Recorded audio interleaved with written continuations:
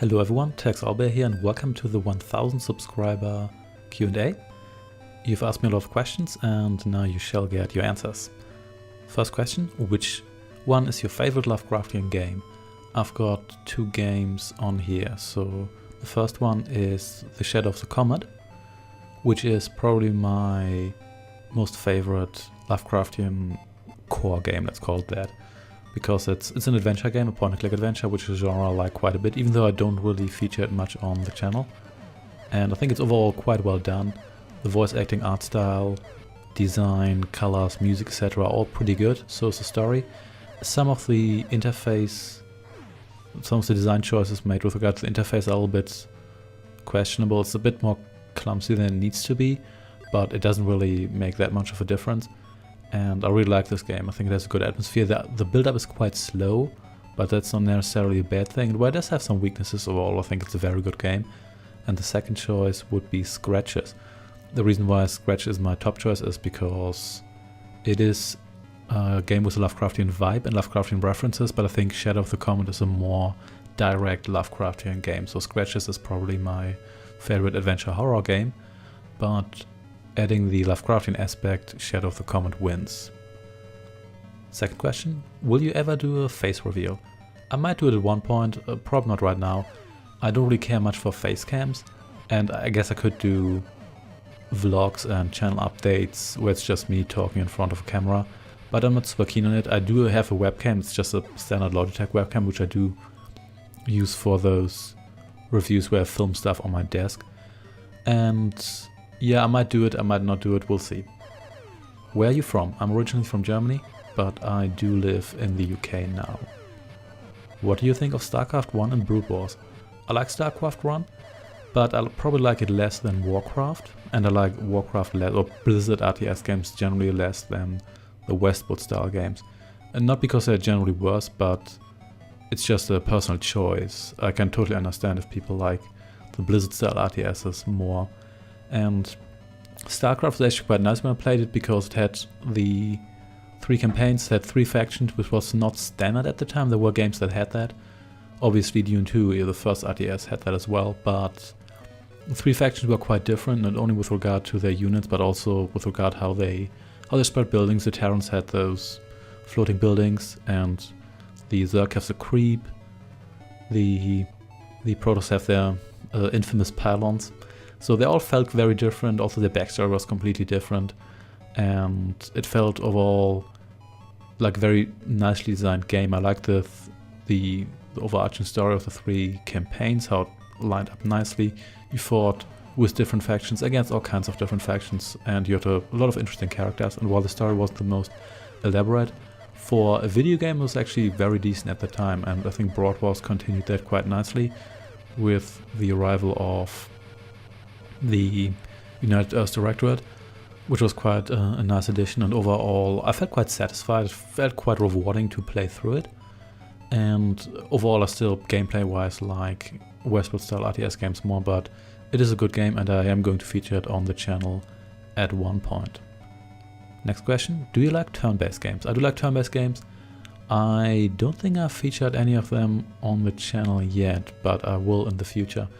I especially like Age of Wonders, the Age of Wonders series in general, and Age of Wonders Shadow Magic specifically. I'm not a big Civilization fan. I've played Civilization a bit, but it's just not quite my style of gaming. And while I do like turn-based strategy, I like RTS games more, also because turn-based strategy games can take quite a while to beat. Obviously they're more relaxed. You don't really have to worry about clicking fast enough, otherwise you get overrun. Instead you essentially just make the choice you do in one turn. In many games you can even reverse them and go back to your stats at the start of the turn. And yeah, it's quite nice, but it's more for longer gaming sessions. And when I do play games nowadays, it's mostly for the channel. Thus I haven't really moved on to RTS games, to turn-based strategy games yet. But I will do it, and I'll probably also feature some games that are a mix of both, maybe more Total War-like, where you have a mix of overworld, map-based, turn-based stuff, as well as RTS battles. What's your favorite horror game or favorites? So I really like Scratches, as I mentioned before, but my overall favorite horror game is probably Fear. So the original Fear and its expansion packs, I actually quite like those as well. And mainly because it's a horror game where you do have quite a powerful character. In fact, you could argue that your character in Fear is more powerful than the average first-person shooter protagonist. So you do have quite a nice arsenal of weapons. You do have your slow-mo ability, and overall, while there's a couple of enemies that are really strong, you're often on par with what you fight, so you're not really a weak character. And I would say in the last 5 to 10 years, there's been a trend in horror games to include main characters that are very weak or indeed can't fight at all. That isn't unique to that time period. I think it's always been the case. There have always been games like that, but I think that has become more popular, which is understandable, because obviously if you can't defend yourself or your character is very weak, it can add an additional sense of dread. But to be honest, I kind of got burnt out on those, not only because a lot of those games turned out to be Slenderman clones, but also because there's a couple of them where I should be able to defend myself but can't. My character just can't do anything. And occasionally it also gets tiresome to always just run around, take a step, try to dash into a room, grab an item and whatnot, and just run. It gets tiresome at one point, and I think Fear should be lauded for giving you a strong sense of dread, even though your character is everything else but helpless. And despite the fact that the game has a number of jump scares, I mean, jump scares are generally the lowest form of horror, which doesn't mean that you shouldn't use them, but you should use them sparingly. And to be honest, in films they annoy me a lot more than in video games. Despite that, the game still has a very spooky atmosphere, and there's a lot of areas where I felt really uncomfortable entering them, and that's actually a very good thing in my opinion. So my favorite horror game is Fear. What are your hobbies besides playing and reviewing games here? Apart from that, my main hobbies are swimming and workout, as well as baking cakes, or baking in general, but primarily cakes. I like that a lot. And also, apart from the usual stuff like watching films, spending time with your friends, listening to music, which kind of everybody does, so you don't really need to list that as specific hobbies. Apart from that, I also like to play tabletop role-playing games, primarily The Dark Eye, also Dungeons & Dragons, and a bunch of other games, occasionally with different groups. And I would say, yeah, those are probably my main hobbies. Will you make a public Discord for your subscribers? Yes, I will. In fact, I've already done it. As of the publishing of this video, I will put a link into the description. It should be open to everyone. If for some reason it doesn't work, let me know, I'm going to fix it. Yeah, so everybody who would like to join me there, feel free to do so. Have you ever played Warframe? I have not. I've vaguely heard about Warframe. I think it's an FPS MMO, which is squad based, but to be honest, that doesn't really appeal to me all that much, so I'll be honest, I'm probably not going to bother with it anytime soon. If that is wrong and it's actually a different kind of game, feel free to let me know. But yeah, I probably won't play that anytime soon. What got you to migrate to the UK? I'm here for job reasons. I wouldn't have to move here, but I generally like to spend time abroad, and I've spent a significant portion of my life abroad.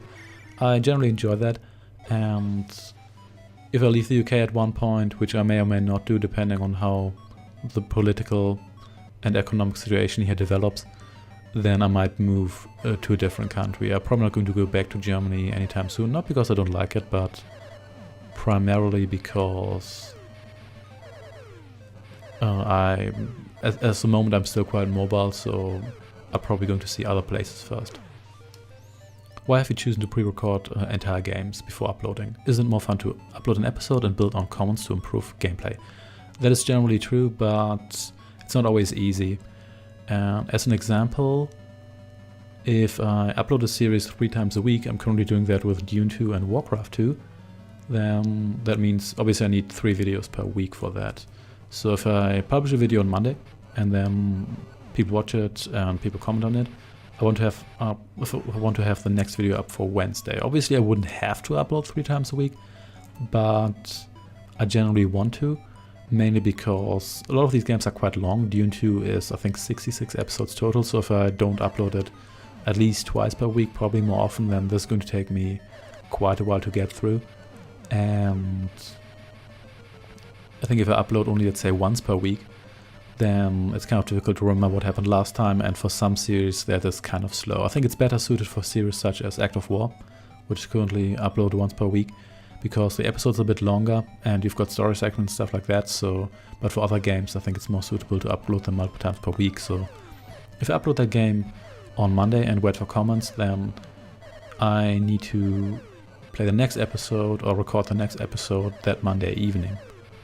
So the reason is that mainly rendering times. It depends on the game, but for Warcraft it's probably not the best example, to be honest, but if it's a game I render in 1080p, which is usually the minimum resolution I render in, then that takes about triple the length of the video. So if it's a game where an episode takes, let's say, 20 to 45 minutes, I can render that in between while I'm, I don't know, having dinner or so. But if it's a game I record in 1440p, which is my monitor's natural resolution, then that takes a lot longer. It takes about 8 times the length of the video. And if it's a video I render in 4K to get a better bitrate, which I usually do for the Act of War series as well as the 3D Command & Conquer games, then that's going to take me about 16 times the length of the video. So if it's a half hour episode, it's going to take 8 hours to render it.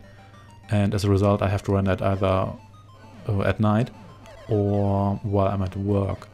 Otherwise, I can't just use my computer for anything. Well, I can use it for some stuff such as surfing, but it's not going to be productive, and I can't record anything in the meantime, obviously. So to have the video up for Wednesday, I'd have to play the game on Monday evening, then edit it, and then render it overnight. So it's ready. Then I could do that on Tuesday as well, but then I'd have to wait for the video to be ready in the morning and then upload it before I do anything else, and I don't really want that. And depending on how moody YouTube is, it can also easily take an hour to upload such a video or longer, especially if it's a video in 1440p or 4K, then it can take an hour or two to upload it. And while my upload speed here is pretty decent, YouTube servers aren't always. Occasionally they're just busy and it can take quite long.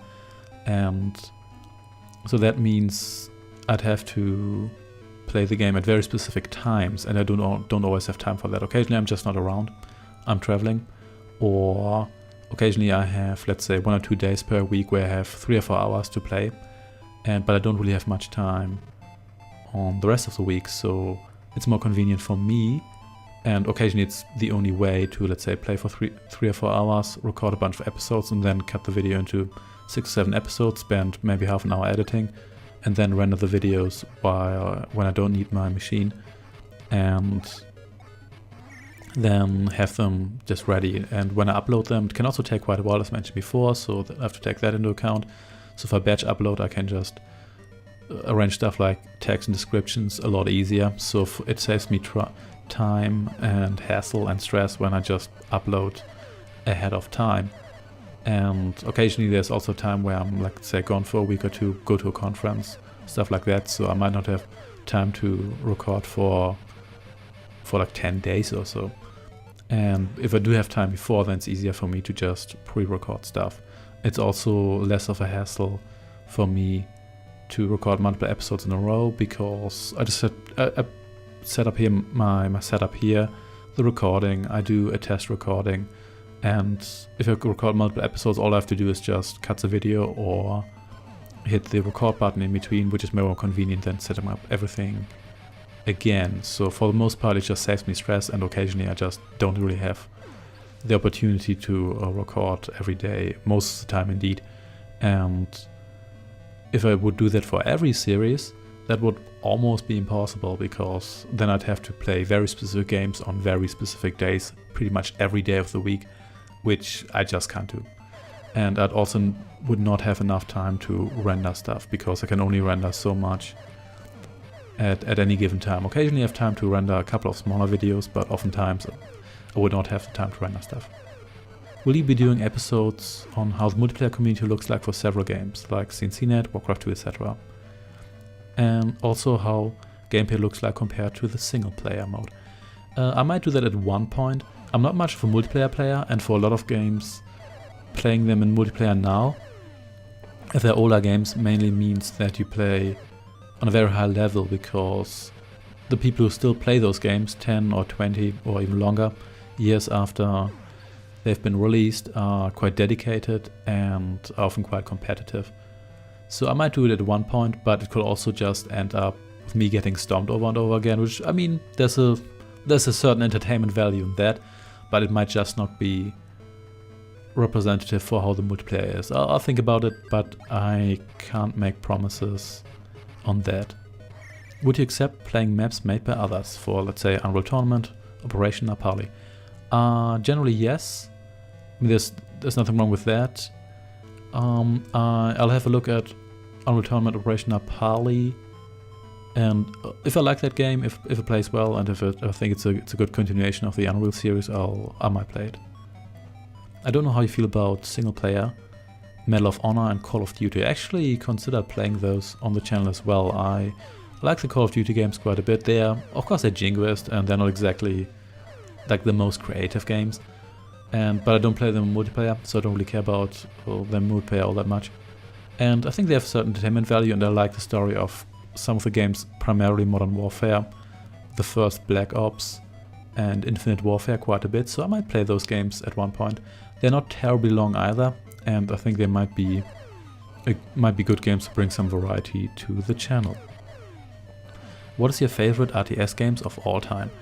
It's probably the original Command & Conquer or Command & Conquer Red Alert. It would be kind of difficult. I think I've spent more time playing Red Alert, but that was partially due to the fact that I hadn't really had access to the original Command & Conquer all the time. So at the time I couldn't just purchase games because they were really expensive. There were no cheap digital sales, and the best method to get games was usually to borrow them from a friend. Some games didn't have a CD check, or you could get a no CD crack at the time, so you could easily just install them on your machine and leave them there, provided you had enough space, obviously, because back then I had maybe a 2 GB hard drive, so it might have been even smaller. So you really had to take into account what you were installing and whether you would want to do a full install or not. So yeah, it's probably the original Command & Conquer, which I think it has actually aged quite well because the interface is so simple and non-complicated. A lot of games at the time messed it up, such as This Means War, which has an absolutely appalling interface, considering how good the interface of other games such as Warcraft 2 or Command & Conquer were at the time. And I think the story is actually quite decent. I think the acting isn't actually that cheesy, and I really liked the story at the time when Kain was first revealed, whom you only had seen in still shots before. That was really intense. I like the general setup, that it's set in the near future. It's relatively realistic. It's not a World War II game for once. Not that there's anything wrong with that, but that's a feeling a lot of the strategy games at the time, not necessarily real-time strategy, but just strategy in general, were sci-fi or historical games of one kind. So this one here felt quite refreshing. And if you play it in high definition today, it actually looks still pretty decent. Obviously the graphics are dated, but it looks a bit better than some early 3D games. But then again, pretty much all early 3D games look appalling today. So yeah, my vote here goes to the original Command & Conquer. And will you ever play Total War Medieval 2, the Call of Warhammer mod, which I assume is, yeah, well, a Warhammer mod for Total War Medieval 2, obviously. I might do that at one point. One of the reasons why I haven't featured Total War on the channel yet is because I haven't really played much Total War, even though when I did play it, I did generally enjoyed it. And playing that can take quite a while, and I'm slightly intimidated by the number of Total War games there are, because I generally always have this desire to play a game series from the start. I did it not for every single game, but for a lot of games such as Dune, where I played the original Dune first. Well, I call it the original, even though it was, I think, pretty much developed side by side with Dune 2. But anyway, I might do it at one point. I'll probably play the original medieval Total War first. But yeah, we'll see about that. But generally, I generally like Warhammer. I haven't really have that much experience with Warhammer. I've played Warhammer Fantasy quite a bit, but I haven't played much Warhammer 40k, neither the tabletop RPGs nor the miniature game. In fact, I've not played the miniature game at all, even though I know a couple of people from the wargame and role-playing scene who are into that kind of stuff. So yeah, those were your questions. Thank you very much for all of them. Thank you very much for all the support. And I hope you join me for future videos. If for some reason I overlooked your question or you have more questions, feel free to drop me a message in the comments and I'm going to answer the questions there. Until then, thanks for watching and yeah, check out the new Discord. Take care and goodbye.